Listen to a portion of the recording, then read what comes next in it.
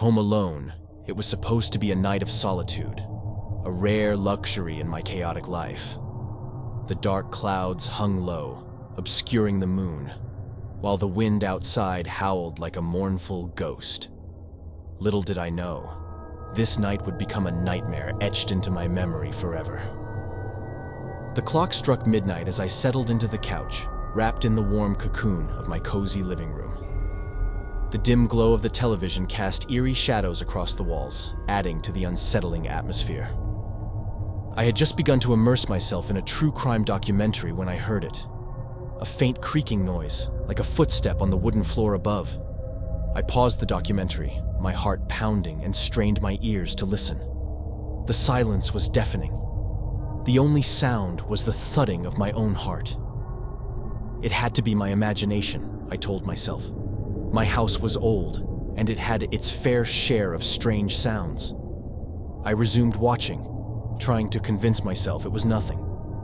Just as I had started to regain my composure, the noise returned, louder this time. It was unmistakable.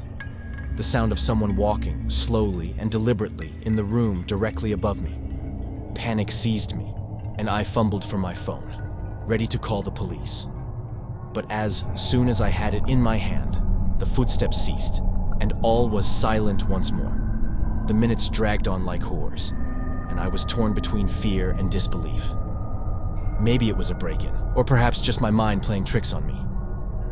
I couldn't stay huddled on the couch forever, so I mustered the courage to investigate. Slowly, I crept up the creaky staircase, clutching a heavy vase as my makeshift weapon. The upstairs hallway was eerily quiet, and I switched on the hallway light to dispel the darkness.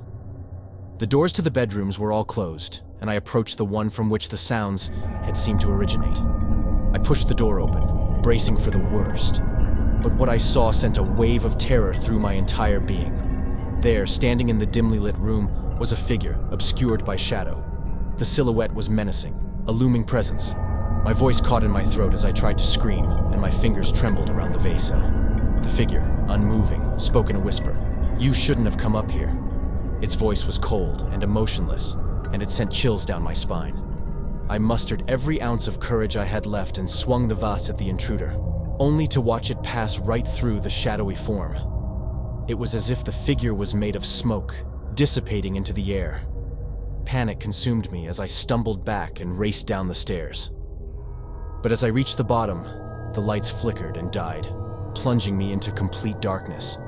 I fumbled for my phone, using its weak glow to navigate through the pitch-black house. With each step, I felt a sinister presence closing in on me, its icy breath on my neck. I finally reached the front door, flung it open, and ran into the night, not daring to look back. To this day, I can't forget the chilling words of that insubstantial figure, or the haunting feeling that I was not alone in my home that night. The experience left me scarred, and I've never felt safe in my own house again. Home alone at night has become a nightmare I'll never escape, a horror that lingers long after the lights have gone out.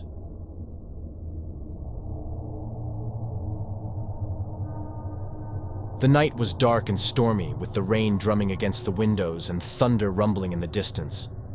I found myself alone at home, my family away for the weekend. I figured it would be the perfect time to unwind, but little did I know, it would become a night of sheer terror. I curled up on the couch, wrapped in a warm blanket, and turned on the TV, hoping to find some light-hearted entertainment to chase away the shadows lurking outside. The flickering light from the screen created eerie patterns on the walls, casting a foreboding atmosphere over the room. As I began to lose myself in a mindless reality show, a sudden sound made me jump in my seat. It was a soft, scratching noise, like claws against the hardwood floor. I muted the TV, my heart racing. My first thought was that our dog, Max, must have somehow gotten inside. But we didn't have a dog. A sense of unease settled in, but I brushed it off as the product of an overactive imagination, blaming the storm for my paranoia. I turned the volume back up and tried to ignore the strange sound. Moments later, the noise returned, louder and more persistent. This time, it seemed to be coming from the hallway leading to the bedrooms. I knew I was alone in the house, but the scratching continued, growing closer and more deliberate.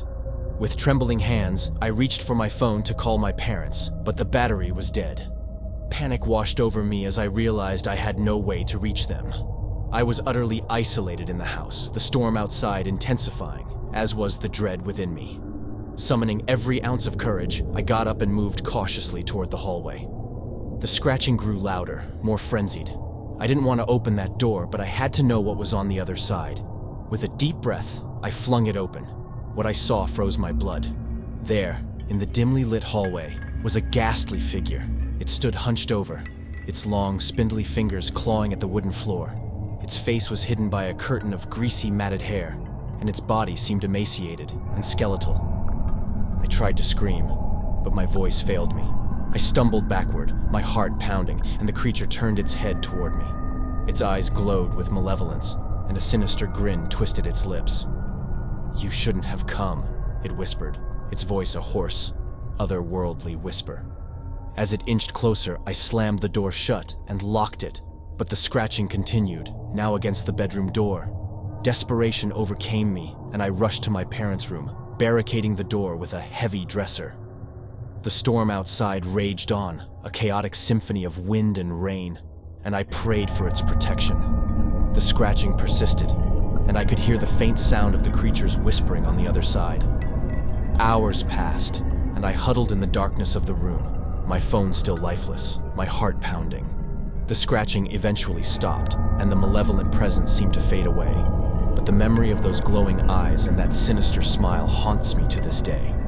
I never found out what that thing was, but I'll never forget the night when I was home alone and something truly horrific came knocking on my door.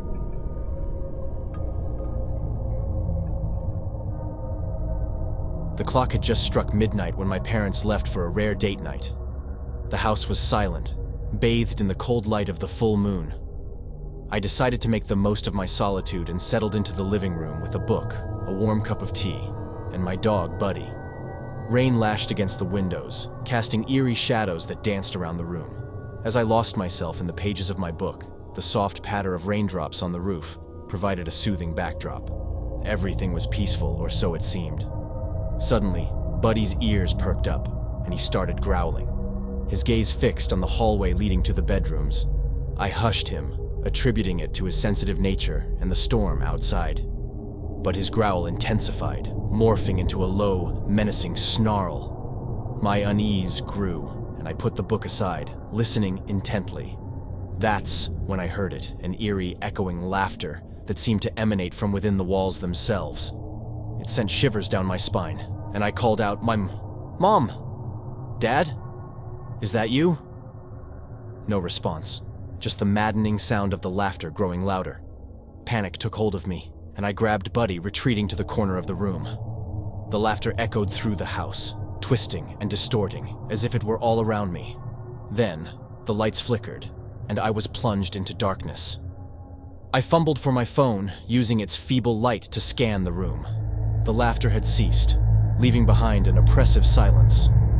I decided to brave the darkness and make my way to the circuit breaker. With Buddy by my side, I crept down the dark hallway, my footsteps cautious and slow. As I reached the circuit breaker, the laughter returned, even more dissonant and sinister. The room was still dark, the power not restored. A shadowy figure moved at the end of the hallway, just beyond my field of vision. I could feel its malevolence, a chilling presence that sent a paralyzing fear coursing through me. My voice trembled as I whispered, "Who's there?" The figure, barely visible in the dim light, inched closer, and I caught a glimpse of its twisted, contorted face. It was as if it had emerged from a nightmare, a grotesque and maleficent specter. In that moment, Buddy leaped forward, snarling and barking with ferocity, driving the figure back. The lights flickered to life, revealing an empty hallway. The sinister laughter had vanished, and the oppressive presence had retreated. I checked every corner of the house, but it was clear. I was alone. Buddy, my faithful protector, had driven away whatever malevolent entity had invaded our home. I couldn't explain what had happened, but I was grateful for my loyal companion. The rest of the night passed in uneasy solitude, and when my parents returned, I couldn't bring myself to tell them what had transpired. As they hugged me and Buddy, I knew that sometimes, in the darkest of hours, the line between reality and the supernatural blurs, leaving behind an unshakable fear that lingers long after the night has ended. If you enjoyed the video, please make sure to smash that like button and subscribe for more scary horror stories. See you on the flip side.